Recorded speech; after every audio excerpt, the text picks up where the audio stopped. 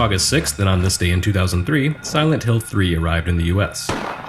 With the original Silent Hill, Konami provided its answer to Capcom's Resident Evil series. Where Resident Evil hammed it up with broad B-movie schlock, Silent Hill went more esoteric, more atmospheric.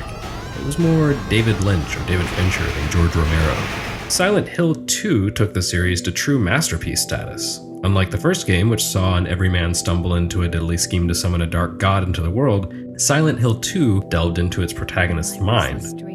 The bigger plot became far less important than the mystery, never fully explained, of what happened to the main character's wife. The game's use of an unreliable narrator, layered symbolism, and memorable psychosexual horror creatures dredged from the depths of the hero's psyche created one of the most striking and, yes, artful video games ever made. Silent Hill 2 didn't change everything the way Doom did, though it probably should have. Nevertheless, Konami found itself in a similar conundrum when it came time to follow up on one of the greatest games of all time. How do you top a masterpiece?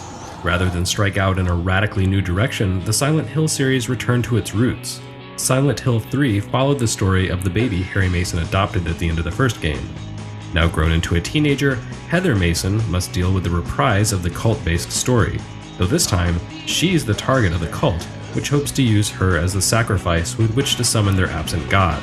The psychological and especially sexual symbolism of Silent Hill 2 largely gave way to more traditional horror tropes, though the game offered its own share of innocuous concepts twisted into something gruesome.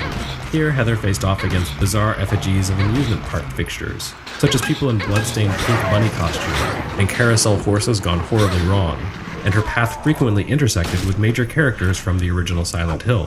While regarded as something of a disappointment as a sequel, Silent Hill 3's only real sin was in following on the heels of one of the deepest, most daring narratives in video game history.